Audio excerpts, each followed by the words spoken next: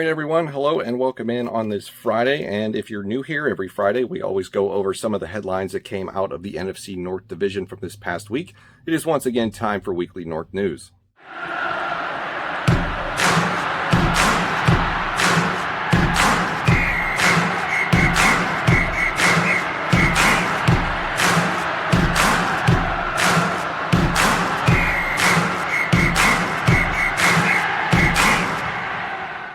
All right, so welcome in. Before we begin the headline activities for the week, I do want to make a quick note and share with you the NFL draft caps for 2021 that have been released today. And I got to be honest with you, in my opinion, these are pretty fire. I would probably pick one of these up. Some of the ones around the league could look kind of silly, and they were getting ripped on Twitter for looking like gas station logos or Kingsford Charcoal logo knockoffs. But some of the ones look pretty slick. The Viking one, the Vikings hat, is always an interesting design when it comes to draft season. I am currently wearing the 2020 NFL draft hat for the Vikings. This was the one from the past season. I wish I would have got the Defend the North one. If you guys remember that one, it said Defend the North on the front. That was pretty nice, but I opted not to get it, and I kind of regret not doing it. But yeah, I always love a good hat, of course, got many of them. And just wanted to share that with you and see what your reactions are to the design this year. They're all pretty much the same with, you know, in terms of the overall design, but each team's color scheme sort of makes it a hit or miss. So, but in my opinion, the Vikings one is definitely a hit. So with that out of the way, let's get into the headlines that came out of the NFC North this week, starting with the Green Bay Packers. And the headline for them is going to be that there is no update currently on the Aaron Rodgers contract situation. He himself has said this, and he himself believes that it is no big deal. I disagree. We'll get to that in a second. So Aaron Rodgers was on the Pat McAfee show this week, and he said that he believes nothing has changed between him and the team since they drafted Jordan Love in the first round of the NFL draft last year.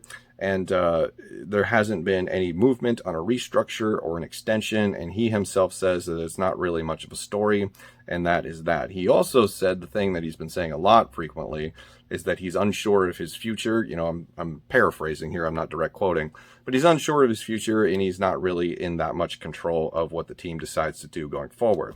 So with that, I do agree with him that, you know, it seems to be that the team is taking a rather measured inactive approach to this for some reason.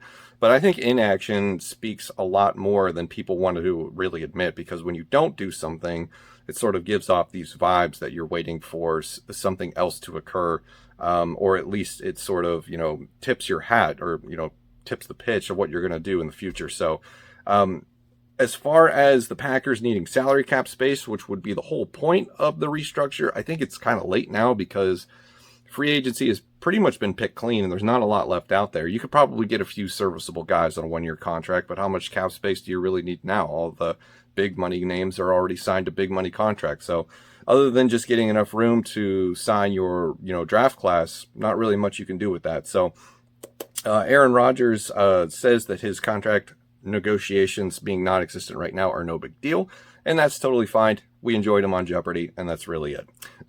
So that's going to do it for Green Bay. Let's go over to the land of Chicago. The Chicago Bears headline of the week is that multiple teams are in trade talks with the Chicago Bears over wide receiver Anthony Miller. And this isn't really news. This was sort of resurfaced, brought back up by NFL Network's Ian Rappaport on Wednesday, April 7th, in a tweet. And this isn't something that we're surprised about, because we learned about this possibility in the middle of March, right before or right around when free agency started, that the Bears were shopping Anthony Miller. In my opinion, I think that I would be surprised if they're able to pull this move off by now, because, you know, we saw how long it took for wide receivers to get signed to free agent contracts, and there's still some of them out there. It's not that Anthony Miller's a bad player. It's just that we're coming up on the draft in a few weeks, and this wide receiver class is pretty loaded. So I think it might take some time for Anthony Miller to be moved off this roster if that's what they really want to do. I'm not really sure what Ryan Pace's agenda is for this season. So far, his offseason moves haven't really given me sort of any indication where he believes this team is. But they definitely do need to get better, and Anthony Miller is probably expendable at this point because of the emergence of Darnell Mooney last year.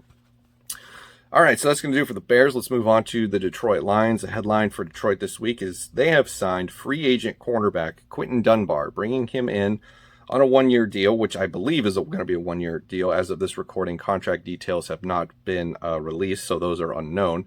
But I think at this point, as we've mentioned, free agency's been pretty pick clean. At this rate, you know, third, fourth wave of free agency, you're handing out one-year deals like lollipops. 28-year-old veteran, played last season with Seattle, spent his first 5 years of his career, I believe, with the Washington football team. So definitely sounds like a serviceable veteran that's going to come in, play with Jeffrey Okudah, get that young secondary up to speed, and hopefully he will be impressive enough to Dan Campbell and fans alike that he will be biting kneecaps in no time soon.